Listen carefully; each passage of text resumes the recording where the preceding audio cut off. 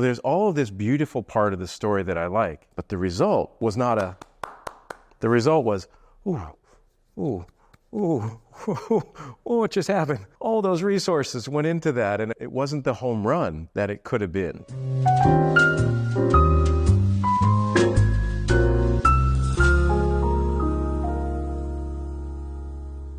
Hi, I'm Michael Joy. Welcome back to a long short story. This is Absolute Joy. As a mold maker, there were hundreds, this is not an exaggeration, hundreds and hundreds of jobs that I had at different times over the past X number of years. This is a story about when I made a mold of, I think it was a 12-foot figure, and the challenges of that. The challenge was not to have this sculpture fall over. This was after I had closed my business and I was living in Oak Park, and there was a local sculptor, Margo. I liked Margo very much. This woman was a force in nature, and she had a sculpture studio in back of her house. Now this, I wish I knew her better because she had a bunch of kids, she was making art, she was involved in the community. She always made it look easy. She was like farmer tough. She was neat. Now, her sculpture style was not one that appealed to me. It was very loose and spontaneous. She was very well known.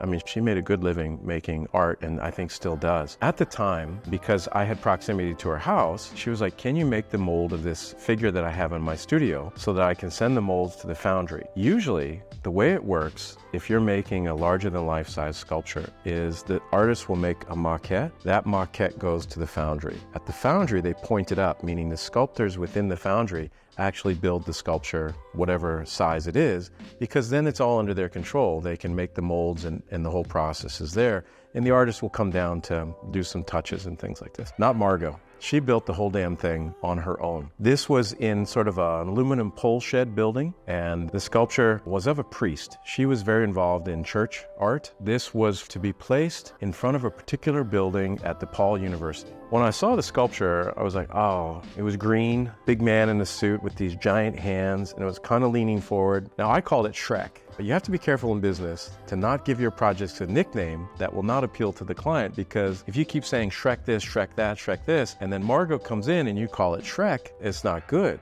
right? We joked about that, but I was very grateful for the work. I was like, man, this is right down the street from me. I think it was a 3-week job. It was maybe $17,000. I thought, this is great. It was me and a buddy of mine, we're gonna do the mold. What I thought was great is that she was going on vacation. Well, this young man, Dove and I were gonna make the molds. With a statue that big, you have to start at the bottom because you put on the silicone on the legs first, and then you put the rigid mother mold, and then it acts like a cast. And then you can build the mold on top of that, because if you start at the head down, the sculpture becomes heavier than the armature is ready for, and you can lose the whole sculpture, or an arm changes position or something like this. It's like when they do death masks, people lay back, but then the weight of their face, or when you see the body casts of people in certain positions, especially women, the breasts are going to be different. So gravity matters in this instance. I learned that I misquoted that job because I'd never done a job on a ladder. Everything on a ladder takes about 3 times as long.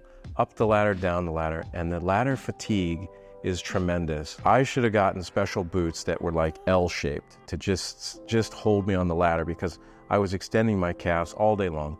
But we got it done, halfway, I should say. And Dove gives me a call. I was on another site, and he said, Margo's air conditioning went out. So what that means is, well, this young man, Dove and I were gonna make the molds. Illinois summer, in an aluminum box, we're working on a sculpture that is 12 feet tall and made of oil clay. Oil clay softens with heat. This thing was hooked up to a hoist to the ceiling, but I don't think it was well hooked up. And we were so worried that Shrek was just gonna not only fall, but take out her studio wall and go down. And I'm just like, oh my God, oh my God. Nobody would repair the air conditioner. I'm like, we're just gonna have to figure it out. Dove, it had an ice dam, it blocked up, and he figured out, oh, let's just let it thaw out, and the AC was okay, and we finished the project. So that's not the dramatic part. After the piece was done, Margo came back, and we got the mold off, and the sculpture wasn't really damaged, and she was happy about that. It had some sentimental value, and we photographed everything, you know, every process, this or that. Then time passes, the molds get sent down to the foundry. About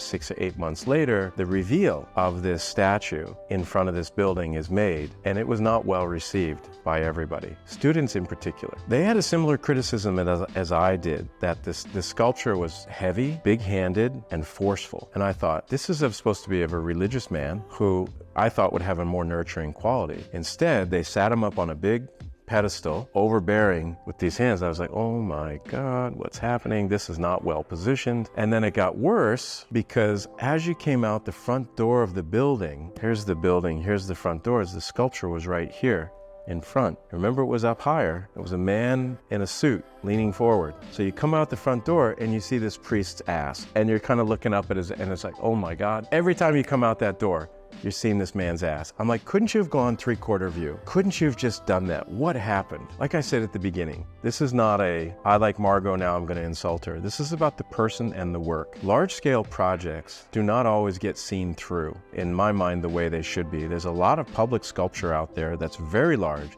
and very expensive and very poorly thought about how it's presented or how water is going to pool or how it obstructs the view for someone else. And this was one of those instances. Everybody wanted to honor the man that this guy was. He did tremendous things. Margo wanted to honor him. She probably charged a very favorable price. She had some sort of connection with the Paul. I like it when an artist makes a living making their work. So there's all of this beautiful part of the story that I like, but the result was the result was, ooh, ooh, ooh. What just happened? All those resources went into that, and it wasn't the home run that it could have been. Slightly smaller hands, a straighter posture, a tighter construction. She was capable to make all of those sculptural changes, but I don't know how no one else saw that. And I wonder if that people just don't say. They're like, oh, it's a famous artist, just let the artist be, do what they do. You know what? Some pushback would have been good early on. How are you going to put this? How's the view look at this? How's this? I don't think artists think about that.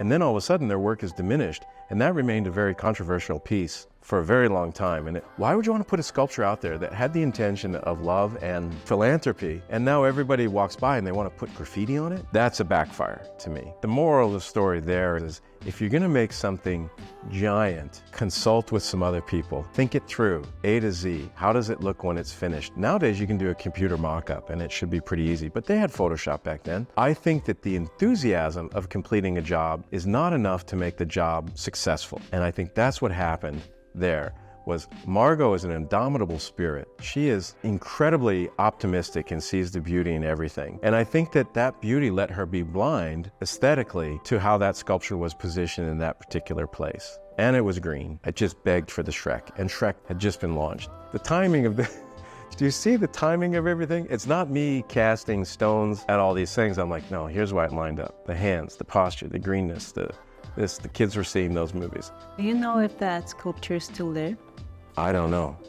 Is it in Chicago? Yeah, DePaul University.